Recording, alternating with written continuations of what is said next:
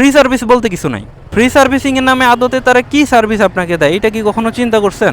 আমার মনে হয় না যে এর বাইরে একটা নতুন বাইকে আর কিছু দরকার আছে। এবং আপনি যদি বাইরে থেকে কোনো পার্টস নিয়ে যান তারা কিন্তু সেটা আপনাকে লাগাই দেবে না। তাদের দাবি হলো সেটা হলো নকল, শুধুমাত্র তাদেরটাই আসল।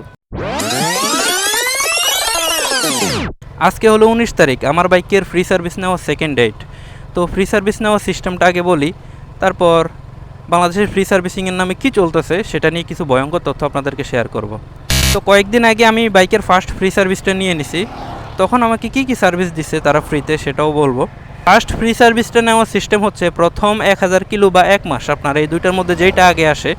যদি ধরেন আপনি বাইক কিনছেন, আপনার প্রথমে 1000 কিলো কমপ্লিট হয়ে গেছে, আপনি ফার্স্ট ফ্রি সার্ভিসটা নিতে পারবেন। বা ধরেন আপনার 1000 কিলো কমপ্লিট হয় নাই কিন্তু 1 মাস হয়েছে, তবুও আপনি ফার্স্ট ফ্রি সার্ভিসটা নিতে পারবেন। এটা তাদের কন্ডিশন। এখন আসি মেইন পয়েন্টে। এতক্ষণ যে ফ্রি সার্ভিস করলাম, সার্ভিসটা কি আসলেই ফ্রি? না ভাই, মোটেও ফ্রি না। বলেন কি? আপনি যখন বাইকটা কিনেন, বাইকটা কেনার সময় তারা আপনার থেকে যে দামটা নেয়, ওই দামের সাথেই কিন্তু তারা আফটার সেল সার্ভিসিংয়ের যে ফিটা ওইটা অ্যাডজাস্ট করে নেয়। একটা জিনিস আপনি চিন্তা করেন, আমি এই বাইকটা শোরুম থেকে কিনছি 2,80,000 টাকা দিয়ে। যদি আমি বাইরে থেকে কিনতাম মিনিমাম 15 থেকে 20,000 টাকা সেভ করতে পারতাম। কিন্তু আমার সে বাইকটা হয়তো আনঅফিসিয়াল। ঠিক এভাবেই অফিসিয়াল আর আনঅফিসিয়ালের প্যাসে ফেলে আপনাদেরকে তারা ধোকাটা দেয়। ফ্রি সার্ভিস বলতে কিছু নাই। এখন আসি তারা আপনাকে ফ্রি সার্ভিস কেন দেয়। এটাকে যদি আমি একটা ছোট্ট গল্পের মাধ্যমে বলি তাহলে বুঝতে পারবেন। এই উপমহাদেশে যখন প্রথম চা ব্যবসায়ীরা আসছিল, তখন এখানকার মানুষ চা পানে তেমন একটা আগ্রহ দেখায় নাই। তখন তারা কি করছে, মানুষকে ফ্রিতে চা খাওয়ানো শুরু করছে এবং পাশাপাশি চায়ের উপকারিতা সম্পর্কে মানুষকে বোঝানো শুরু করছে, বিভিন্ন প্রচারণা চালানো শুরু করছে। এক পর্যায়ে ওই যে ফ্রিতে খাইতে খাইতে এখানকার মানুষ ফ্রিতে যদি আলকাতরাও পায়, তারা লাইনে দাঁড়ায় ধাক্কাধাক্কি শুরু করে দেবে। তো ফ্রিতে খাইতে খাইতে এক সময় এটা তাদের অভ্যাসে পরিণত হয়ে গেছে। যখনই অভ্যাসে পরিণত হয়ে গেছে, তখনই চা ব্যবসায়ীরা তাদের ব্যবসা শুরু করছে। এখন একটা জিনিস চিন্তা করেন, বর্তমানে চায়ের ব্যবসাটা কতটা লাভজনক, আশা করি সেটা আপনাদেরকে আর বোঝাইতে হবে না। যে কোনো অলিতে গলিতে যেখানেই যান, কিছু পান আর না পান, একটা চায়ের দোকান পাবেন না এটা কিন্তু অসম্ভব। আমরা চা খেতে এসেছি, এখানে আড্ডা মারতে না, চা খাওয়া হয়ে গেছে, বাড়ি চলে যাবো। ঠিক এভাবেই ফ্রি সার্ভিস দেওয়ার নাম করে, যদিও ফ্রি না, তারপর আমি বলছি যেহেতু তারা বলে, এভাবেই ফ্রি সার্ভিস দেওয়ার মাধ্যমে বাইক কোম্পানিগুলা আপনার মধ্যে একটা অভ্যস্ততা তৈরি করে এবং আপনাকে তারা নানাভাবে বুঝায়। আপনি যদি একটা নির্দিষ্ট সময় পর পর এই সার্ভিসগুলো না নেন, আপনার বাইকের বিশাল ক্ষতি হয়ে যেতে পারে। সব সময় বাইকের ফ্রি সার্ভিসগুলো নেবেন। ফ্রি সার্ভিসের পরবর্তীতে আপনি সব সময় বলবে যে আপনাকে প্রতি 1000 কিলো বা 2000 কিলো পর পর সার্ভিস করানোর জন্য। ফ্রি সার্ভিসিংয়ের নামে আদতে তারা কি সার্ভিস আপনাকে দেয় এটা কি কখনো চিন্তা করছেন? বড়জোর নাট বল্টুগুলো টাইট করা, আপনার বাইক ওয়াশ করে দেওয়া, চেইনে লুপ দেওয়া, আর যদি আপনার ইঞ্জিন অয়েল তারপরে অয়েল ফিল্টার চেঞ্জ করা লাগে সেটা বলে দেবে। সেক্ষেত্রে আপনার টাকা খরচ করে করতে হবে। আমার মনে হয় না যে এর বাইরে একটা নতুন বাইকে আর কিছু দরকার আছে, দরকার নাই, এতটুকুই এনাফ। তারপরেও তারা আপনাকে এগুলো ফ্রিতে দিচ্ছে এবং এর জন্য একটা মোটা অঙ্কের টাকা তারা শুরুতে আপনার থেকে নিয়ে নেয়। আমরা যখন বাইকের সার্ভিস সেন্টারগুলোতে যাই, তখন আমরা দেখি যে তাদের মধ্যে পার্টস বিক্রি করার একটা প্রবণতা আছে।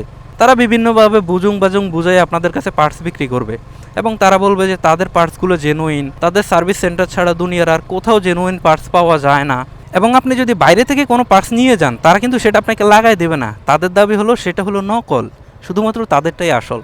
এবং এইটা বলে তারা আপনাকে বিভিন্ন ভয়ভীতি দেখাবে যে আপনি যদি তাদের সার্ভিস সেন্টার ছাড়া বাইরে কোথাও থেকে সার্ভিস নেন বা বাইরে কোথাও থেকে কোনো পার্টস কিনেন, তারা কিন্তু পরবর্তীতে আপনাকে সেই ফ্রি সার্ভিসগুলো দিবে না। পাশাপাশি আপনার বাইকের যে ওয়ারেন্টি তারা সেটা বাতিল করে দেবে। চিন্তা করছেন বিষয়টা? এটা আমার ক্ষেত্রেও হয়েছে। প্রথম 500 কিলো পরে একবার ইঞ্জিন অয়েল পরিবর্তন করা লাগে, তখন আমি ইঞ্জিন অয়েলটা চেঞ্জ করছি। এবং আমি যখন ফার্স্ট সার্ভিস করতে গেছি, তারা আমাকে জিজ্ঞেস করছে যে আমি ইঞ্জিন অয়েল কোথা থেকে চেঞ্জ করছি। আমি স্বাভাবিকভাবে বলছি যে আমি বাইরের একটা শপ থেকে ইঞ্জিন অয়েল চেঞ্জ করছি। তখন তারা আমাকে বললো যে আপনি যদি পরবর্তীতে এরকম কিছু করেন, তাহলে আমরা আপনাকে ফ্রি সার্ভিসগুলো দিব না, আপনার ওয়ারেন্টি বাতিল হয়ে যাইতে পারে। এখন একটা জিনিস আপনারা চিন্তা করেন, আমি বাইরে থেকে যে ইঞ্জিন অয়েলটা নিছি, ওইটা যদি আমি তাদের থেকে নিতে যাই, তাহলে আমার 150 থেকে 200 টাকা বেশি দিতে হচ্ছে। তাহলে কেন আমি তাদের থেকে সেই ইঞ্জিন অয়েলটা নিব? কিন্তু নিতে হবে। ওই যে আপনাকে ফ্রি সার্ভিস দিতেছে, তারা বাইকের ওয়ারেন্টি দিতেছে বলে যদি আপনি ধরে রাখতে চান, তাদের থেকে আপনার নিতে হবে। বাইক বিক্রি করে তারা ব্যবসা করে একবার, কিন্তু পার্টস বাণিজ্য তাদের আজীবন চলতেই থাকে। যদি কোনো কোম্পানিকে সার্ভিসিং প্লাস জেনুইন পার্টস নিয়ে বেশি লাফালাফি করতে দেখেন, মনে করবেন যে ওদের বাইকের বিল্ড কোয়ালিটিতে সমস্যা আছে।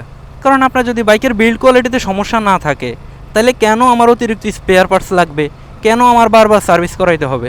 এটা তো লাগার কথা না, এটা তো কমন সেন্স বলে। আমি আপনাদের সাথে যে কথাগুলো শেয়ার করছি এই সবগুলো কথা কিন্তু আমার কথা না, সাধারণ পাবলিকের কথা, যারা বাইক সার্ভিস করাতে গিয়ে তিক্ত অভিজ্ঞতার সম্মুখীন হয়েছেন।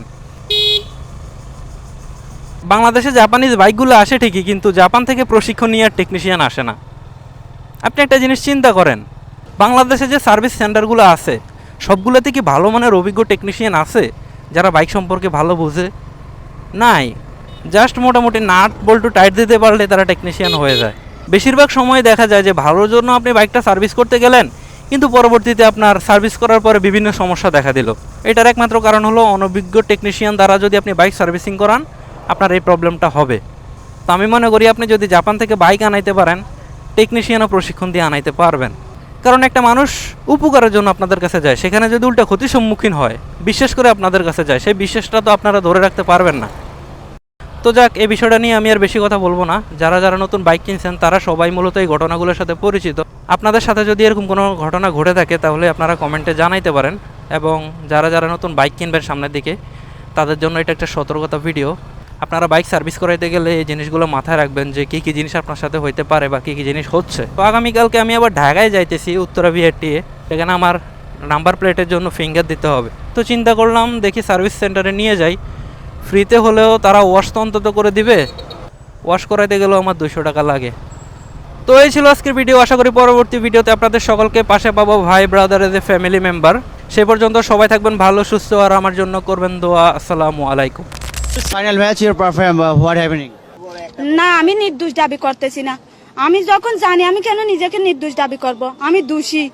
আমি কি আপনাদেরকে একবারও বলছি আমি নির্দোষ?